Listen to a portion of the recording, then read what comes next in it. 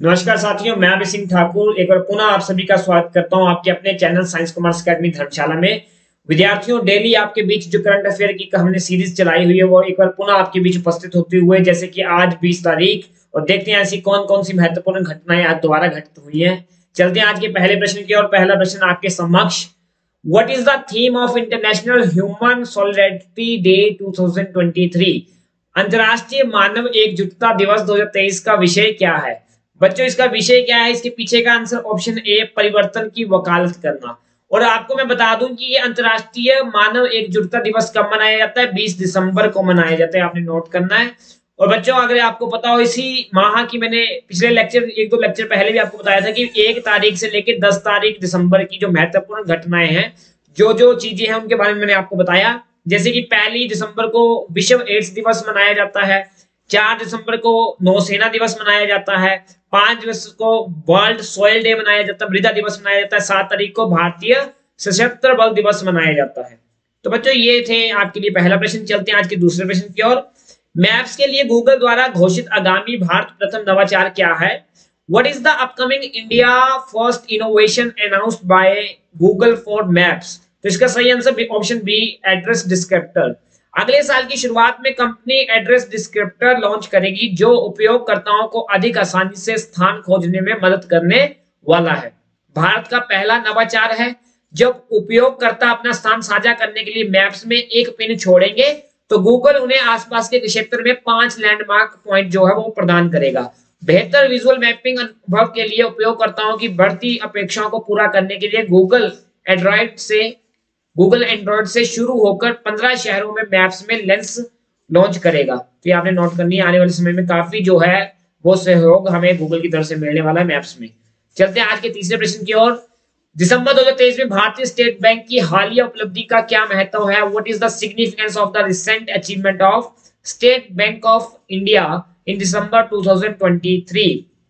तो बच्चों, इसका बी ऑप्शन सही रहेगा। एसबीआई ने पहली बार बाजार में पूंजीकरण में 5 ट्रिलियन रुपए का आंकड़ा जो है वो छुआ है, और ये पहली बार। बच्चों, अगर मैं एसबीआई की बात करूं तो एसबीआई भारत का, इंडिया का सबसे पुराना और बड़ा बैंक है। सबसे ओल्ड एंड सबसे बड़ा बैंक कौन है? आपका एसबीआई बैंक है। इसी बात अगर आपको क्लियर हुई। नेक्स्ट बात मैं अगर आपको कहूं तो एसबीआई के बारे में, इसका हेडक्वार्टर कहां है? इसका हेडक्वार्टर बच्चों मुंबई में है। भारत के सबसे बड़े ऋणदाता भारतीय स्टेट बैंक ने पहली बार बाजार पूंजीकरण में 5 ट्रिलियन रुपए का आंकड़ा छुआ।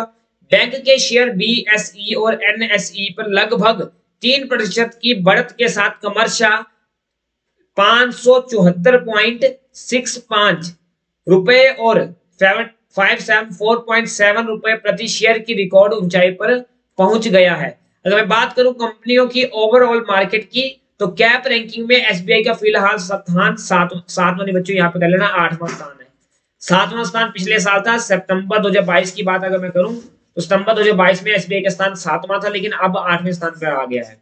और एसबीआई के वर्तमान में जो अध्यक्ष है वो दिनेश खारा जी है। तो आई होप आपको ये बात क्लियर हुई होगी। चलते आज की चौथे प्रश्न की ओर। किस नौसेना प्रस्थान को वाइस एडमिरल बेनॉय रॉय चौधरी की ओर से वीर चक्र प्राप्त हुआ? देखो, इसका सही आंसर बच्चों आईएनएस शिवाजी रहेगा। अगर मैं बात करूं, ये बेनॉय जो आपको बताए गए हैं, वाइस एडमिरल बेनॉय रॉय चौधरी, ये आज हमारे बीच नहीं है, लेट लगा हुआ इनके आगे। और ये 1971 में जब इंडिया पाकिस्तान की वॉर हुई तो उसमें इन्होंने काफी योगदान का रहा था। अगर मैं बात करूं आज वर्तमान समय की, तो वर्तमान में जो अगर मैं बात करूं नेवी की ना, हमारी जो इंडियन नेवी है, इंडियन नेवी के चीफ को एडमिरल बोलते हैं बच्चों। और इस समय वर्तमान में जो हमारे इंडियन नेवी के एडमिरल है वो है आर हरि कुमार। ठीक है। और अगर वाइस एडमिरल की बात करूं, वर्तमान में जो वाइस एडमिरल है वो है आपके संजय जगजीत सिंह। संजय जगजीत सिंह, ये आपने नोट कर लेना है। और ये जो बेनॉय रॉय चौधरी है, ये वाइस एडमिरल थे 1971 के समय में। और आईएनएस शिवाजी को दिवंगत वाइस एडमिरल बेनॉय रॉय चौधरी को दिया गया वीर चक्र मिला। वाइस एडमिरल चौधरी की वीरता का प्रदर्शन 1971 के भारत पाक युद्ध में हुआ था। उन्होंने असाधारण तकनीकी विशेषता और नेतृत्व का प्रदर्शन करते हुए समुद्र में रहते हुए आईएनएस विक्रांत के बॉयलरों की अभिनव मरम्मत की थी। युद्ध के दौरान उनके महत्वपूर्ण योगदान के कारण उन्हें वीर चक्र जो है वो प्राप्त हुआ। बच्चों आई होप आपको ये बात क्लियर हुई होगी। चलते हैं आज के 5वें प्रश्न की ओर। डैश पुलिस अपने मुख्यालय और देश के सभी जिलों में व्हाट्सएप चैनल लॉन्च करने वाली पहली कंपनी बनी है। तो इसका बच्चों सही आंसर रहेगा ऑप्शन बी, उत्तर प्रदेश। जिला पुलिस के कार्यों का प्रचार प्रसार करने तथा आपराधिक एवं कानून व्यवस्था की घटनाओं में पुलिस द्वारा की गई कार्रवाई की जानकारी अधिक से अधिक लोगों तक पहुंचाने के लिए उत्तर प्रदेश पुलिस ने यह स्टेप उठाया है। उत्तर प्रदेश पुलिस एवं सभी जिला इकाइयों के व्हाट्सएप चैनल लॉन्च किए गए हैं। उत्तर प्रदेश पुलिस अपने मुख्यालय और देश के सभी जिलों में व्हाट्सएप चैनल लॉन्च करने वाली पहली पुलिस बनी है। याद रखना, चैनल उत्तर प्रदेश के पुलिस महानिदेशक के निर्देशन में शुरू किया गया। जो इस समय उत्तर प्रदेश के महानिदेशक है पुलिस के, उनके निर्देशन में यह कार्यभार जो है वो शुरू किया गया है। चलते हैं आज के छठे प्रश्न की ओर। छठा प्रश्न आपके समक्ष, भारत खंडे संस्कृति विश्वविद्यालय के 13वें दीक्षांत समारोह में किसके संस्थान ने कथक और संगीत पर शोध के लिए समझौता किया है? तो आईआईटी लखनऊ इसका सही आंसर रहेगा। बच्चों भारत खंडे संस्कृति विश्वविद्यालय लखनऊ का 13वां दीक्षांत समारोह राज्यपाल एवं जो कुलपति हैं अधिपति आनंदीबेन पटेल, याद रखना जो आपका यूपी है, यूपी के जो इस समय राज्यपाल है उनका नाम क्या बच्चों? आनंदीबेन पटेल की अध्यक्षता में यह संपन्न हुआ। 29 वर्षीय श्रीलंकाई अमृता श्वेतांबरी विद्यापति इस वर्ष एकमात्र अंतर्राष्ट्रीय छात्र थी जिन्होंने कथक में स्वर्ण पदक जीता। प्रयोगिका उपयोग करके कथक और संगीत पर शोध करने के लिए आईआईटी लखनऊ और भारत खंडे संस्कृति विश्वविद्यालय के बीच एक समझौता ज्ञापन जो है वो हस्ताक्षर किया गया है। चलते हैं आज के 7वें प्रश्न की ओर। पिछले वर्ष से मार्च 2023 तक भारतीय बैंकों में लावारिस जमा में कितने प्रतिशत की वृद्धि हुई है? बच्चों इसका सही आंसर बच्चों रहेगा ऑप्शन सी 28%। इस वित्तीय वर्ष में भारतीय बैंकों में लावारिस जमा की दर 28% तक बढ़ गई है। मार्च 2023 के अंतर्गत में भारतीय बैंकों में लावारिस जमा राशि इतनी थी और जबकि पिछले वर्ष 32,000 के करीब थी और इस समय 42,000 के करीब हो गई है। यदि कोई लावारिस जमा राशि 10 या अधिक वर्षों से बैंक में पड़ी है तो इसे आरबीआई के जमाकर्ता शिक्षा और जागरूकता फंड में भेज दिया जाता है। बच्चों ये पहले इतनी सोचने वाला आंकड़ा है। पिछले वर्ष 42,272 करोड़ रुपया लावारिस पड़ा हुआ था, इस साल 32,934 हो गया है। और अगर ये लावारिस जो रकम है इसका पता नहीं चलता है तो ये जो फंड है बच्चों ये आरबीआई द्वारा जमाकर्ता शिक्षा और जागरूकता फंड में भेज दिया जाता है जिसे डीईई फंड बोलते हैं हम। तो 28% की जो है वृद्धि हुई है, बढ़ गई है। चलते हैं आगे। 8वां प्रश्न आपके बीच। हाल ही में प्रधानमंत्री नरेंद्र मोदी ने कहा 180 फीट ऊंचे 7 मंजिला सर्ववेद महामंदिर का उद्घाटन किया है? Option B is the right answer, Varanasi में 180 फीट ऊंचा मंदिर है बच्चों। चलते 9वें प्रश्न की ओर। हाल ही में उपराष्ट्रपति जगदीप धनखड़, याद रखना हमारे भारत के उपराष्ट्रपति का नाम जगदीप धनखड़ ने कहा अटल स्वास्थ्य मेला 2023 का उद्घाटन जो है बच्चों किया है? इसका सही आंसर लखनऊ रहेगा, ऑप्शन डी।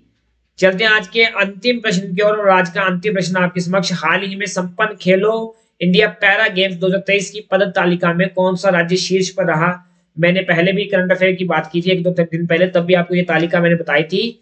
तो जो टॉप पे रहा है वो हरियाणा रहा है और सेकंड की बात करूं हरियाणा से पहले जो सेकंड पे पोजीशन रही है, फर्स्ट इनकी, सेकंड रही है महाराष्ट्र की। और अगर मैं बात करूं बच्चों आपके समक्ष ये है 2023 का आंकड़ा और अगर 2022 की बात करूं तो 2022 में महाराष्ट्र टॉप पर था। तो आज के लिए इतना ही, 10 प्रश्न आपके समक्ष। मिलेंगे कल एक बार पुनः और एक बार पुनः एक मैं आपके बीच अनाउंसमेंट करना चाहूंगा। योद्धा 1.0 बैच हमारे द्वारा शुरू किया जा रहा है एससीए के द्वारा।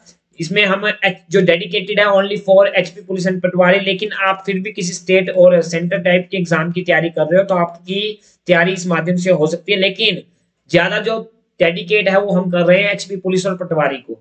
इसमें जो मुख्य फीचर रहने वाले हैं, प्रैक्टिस टेस्ट आपको दिए जाएंगे, पीडीएफ नोट्स दिए जाएंगे, वीकली डाउट सेशन भी लिए जाएंगे, वीकली मॉक टेस्ट भी आपका होगा जिसमें आप अपने आपका सेल्फ एनालाइजेशन जो है वो कर सकते हो। इसके साथ आपको लाइव क्लासेस मिलती रहेंगी, रिकॉर्डेड क्लासेस मिलती रहेंगी हर समय और मात्र 499 रुपए का। तो प्लीज जल्द से जल्द ज्वाइन करें। फर्स्ट 50 जो स्टूडेंट्स रहेंगे उनके लिए 499 का ये ऑफर है और मैं चाहूंगा कि आप जल्द से जल्द ज्वाइन करके अपने जीवन अपने सपनों को साकार करें और हम आपके सपनों में आप साकार होने में आपके जीवन में थोड़ी सी भागीदारी बनाएं। इसी के साथ धन्यवाद। जय हिंद, जय भारत।